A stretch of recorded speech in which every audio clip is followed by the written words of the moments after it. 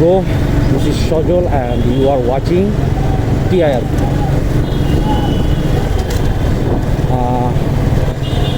Actually আজকে যে ব্যাপারটা নিয়ে আপনাদের সাথে কথা বলতে চেয়েছি সেটা হচ্ছে স্পার্ক প্লাগ সমস্যা করতেছে। মানে আমার বাইকের যে কোনো সময় ধরুন টার্ন নিচ্ছি অথবা আপনার হচ্ছে স্লো জ্যামের ভিতরে যাচ্ছি, তখন স্টার্ট বন্ধ হয় অ্যান্ড রান্নার সময় স্টার্ট বন্ধ যেতেছে, অথবা মাঝে মাঝে দেখা যেতেছে স্টার্ট করতেছি পিক আপ দেওয়ার আগে মানে থ্রটল দেওয়ার আগেই গাড়ি আবার বন্ধ হয়ে যেতেছে। তো এই ব্যাপারটা কি স্পার্ক প্লাগের কারণে হয় না কির কারণে হয় আমি অ্যাকচুয়ালি বুঝতেছি। হ্যাঁ, তো অনেকে বলতেছে যে স্পার্ক প্লাগের কারণে হয়। এখন আমার কোনো ধারণা নাই। সাথে আরেকটা জিনিস ফেস করতেছি, সেটা হচ্ছে আপনার মাইলেজটাও ড্রপ করছে। আমার মনোটন গাড়ি আগে এতদিন অ্যারাউন্ড 42, 43 এরকম আশেপাশে পাই। আমি খুব রাফলি ড্রাইভ করি, ব্যাপারটা এরকমও না, খুব রেশিও মেনটেন করে ড্রাইভ করি। আপনি যদি দেখেন এখন 5 নাম্বার গিয়ারে 40+, অ্যাকচুয়ালি 40+ হলে আমি 5 নাম্বার গিয়ারে চলে যাই, 5 নাম্বার গিয়ারে। তো আমার ড্রাইভ খুব রাফলি, ব্যাপারটা এরকম না, ড্রাইভটা খুব মেনটেন করে চালাই, যখন স্লো করি মানে গাড়ির রেশিওর সাথে সাথে গিয়ার শিফটিংটাও আমি মেনটেন করি। তো লাস্ট আমি মানে এইবারের আগের বার দ্বিতীয়বার যখন আমি হচ্ছে মাইলেজ চেক করছি তখন 43 পাইছিলাম। এইবার মাইলেজটা চেক করে দেখতেছি অ্যারাউন্ড 29-এর আশেপাশে পাচ্ছি। তো এটা আসলে খুবই কম। এখন এইটা কি অ্যাকচুয়ালি স্পার্ক প্লাগের জন্য হচ্ছে নাকি আপনার এয়ার ফিল্টারের জন্য? বিকজ আমি এই গাড়ি কেনার পর থেকে এই পর্যন্ত এয়ার ফিল্টারও চেঞ্জ করে নেই। অ্যারাউন্ড 8000 কিলো রানিং আমার গাড়িতে। হ্যাঁ, তো অ্যাকচুয়ালি কী কারণে হচ্ছে এটা, যদি আপনারা মানে কারো ধারণা থাকে, মনোটন কেউ ইউজ করেন, এই যে বড় ভাই দিতে পারে, যদি কেউ ইউজ করেন তো আমাকে একটু জানায়েন যে স্পার্ক প্লাগের কারণে হয় নাকি এয়ার ফিল্টার কারণে, অন্য কোনো প্রবলেম থাকতে পারে। হ্যাঁ, ওইটার কারণে।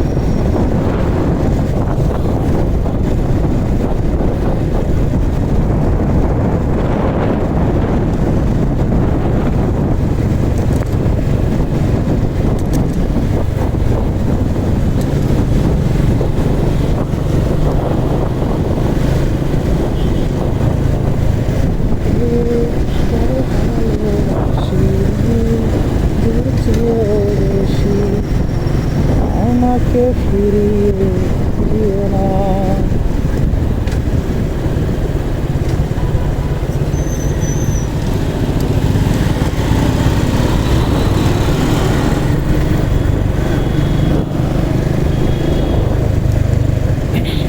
Hello bro, this is Shojol and you are watching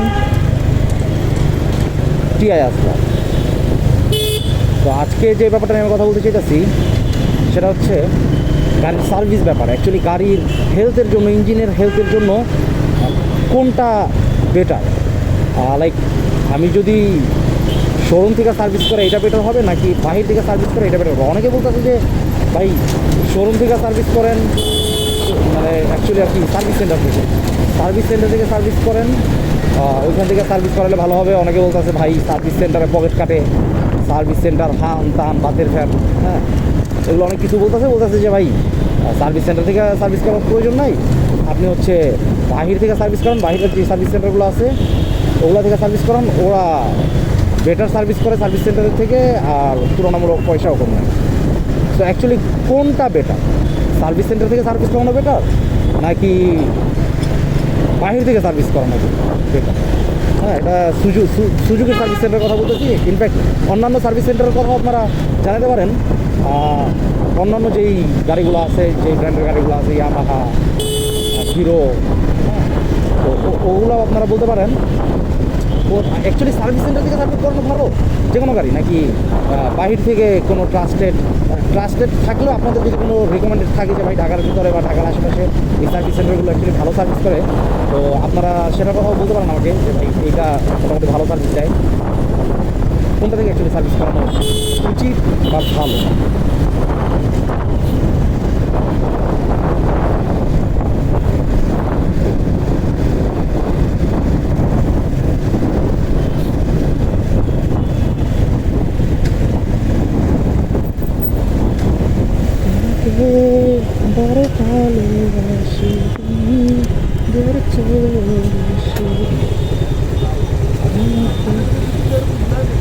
এই যে বাংলাদেশের রাস্তাগুলো সব লেন মানে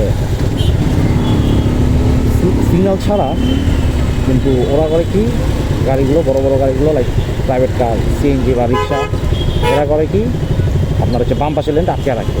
আমরা ধরুন এখান থেকে সোজা না গিয়ে বামে যাবো, তো ওরা সোজা যাচ্ছে, ওরা বাম পাশের এই লেনটাও আটকে রাখা তারপর বসে আছে।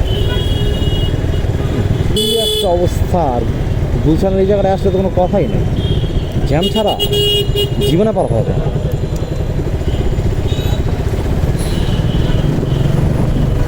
বাংলাদেশের রাস্তার স্ট্র্যাটেজি যে কবে ঠিক হবে এটার কোনো ঠিক নেই।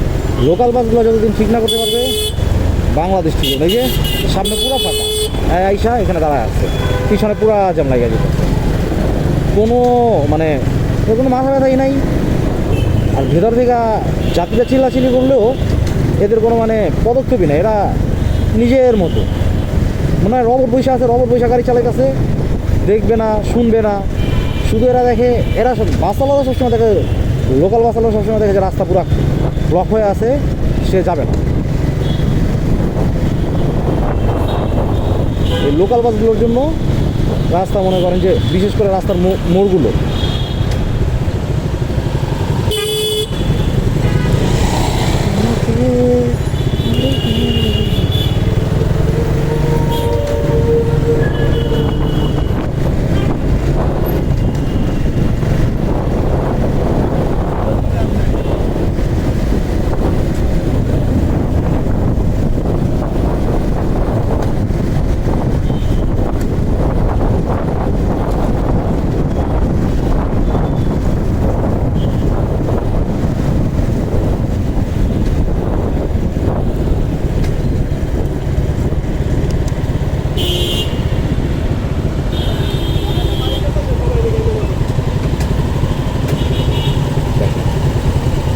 একদম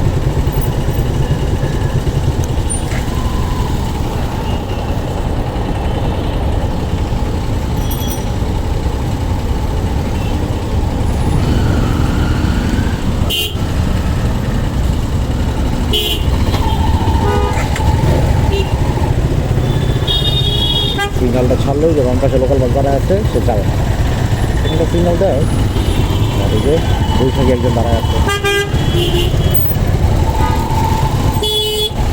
সবাই যাবে, আমরা কোনো গুরুত্ব নাই।